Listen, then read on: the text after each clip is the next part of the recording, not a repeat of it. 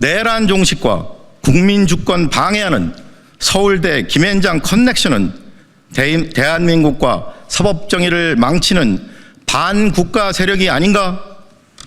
공수처는 좌고우면하지 말고 노골적으로 대선에 개입하는 내란 유지 사법 쿠데타 공모자들 즉각 수사에 엄단하라. 피고발인 지기현 부장판사는 우리 형법상 가장 무거운 범죄인 내란 수괴죄를 범한 내란 수괴 피고인 윤석열에 대하여 사상 초유로 구속기간 산정 기준을 날수가 아닌 시간으로 변경하여 구속 취소를 결정했습니다.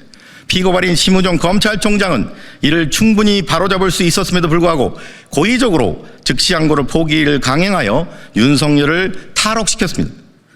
이어 피고발인 조희대 대법원장은 이례적으로 이재명 대표 사건이 대법원 2부에 배당되자마자 소부 심리조차 없이 2시간 만에 대법원 전원합의체에 회부했습니다. 사건이 대법원 전원합의체에 회부된 지 불과 9일 만에 판결이 선고된 것은 사법사상 초유의 일이며 약 7만 쪽 기록에 비춰볼 때 졸속 재판이라는 국민적 비난이 거셉니다. 이에 다음의 혐의로 피고발인 윤석열 등 7인을 공수처에 고발합니다. 1. 직권남용 권리행사 방해의 점. 국가 공권력, 특히 법원 등 사법기관의 생명은 공정성과 정치적 중립성입니다.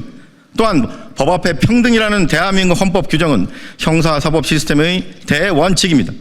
특히 사법권과 검찰권을 지휘 감독하는 대법원장과 검찰총장은 사법부와 검찰에 대한 대통령 등 권력으로부터의 부당한 영향력을 차단하고 국가와 국민을 우선시하면서 정치적 중립성과 직무 독립성을 수호해야 하는 헌법상 책무가 있습니다.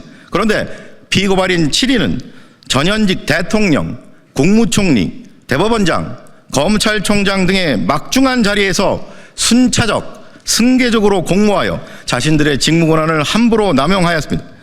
사실상의 사법 쿠데타를 저지르면서 내란 수괴 피고인에 대한 정당한 사법권 및 검찰권 행사를 방해하는 것은 물론 대다수 국민의 대통령 선거권과 유력 대통령 후보인 이재명 후보의 피선거권 행사를 적극적으로 방해하였으므로 직권남용 권리행사 방해죄 공모 공동정범의 죄책을 져야 마땅합니다.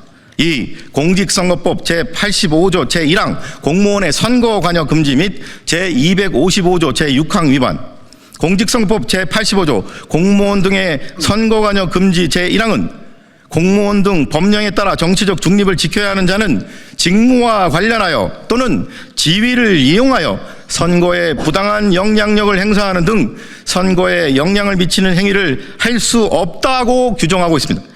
아울러 공직선거법 제255조 부정선거죄 제6항은 제85조 제1항을 위반하는 자는 5년 이하의 징역 또는 2천만 원 이하의 벌금에 처한다고 규정하고 있습니다.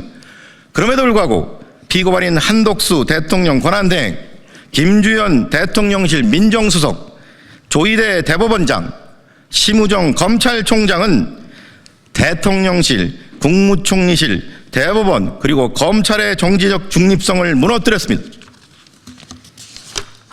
공정하고 투명한 선거관리와 사법권 및 검찰권의 행사를 지휘 감독하는 등 대선에 관여해서는 안 되는 규관들이 처참히 파괴됐습니다.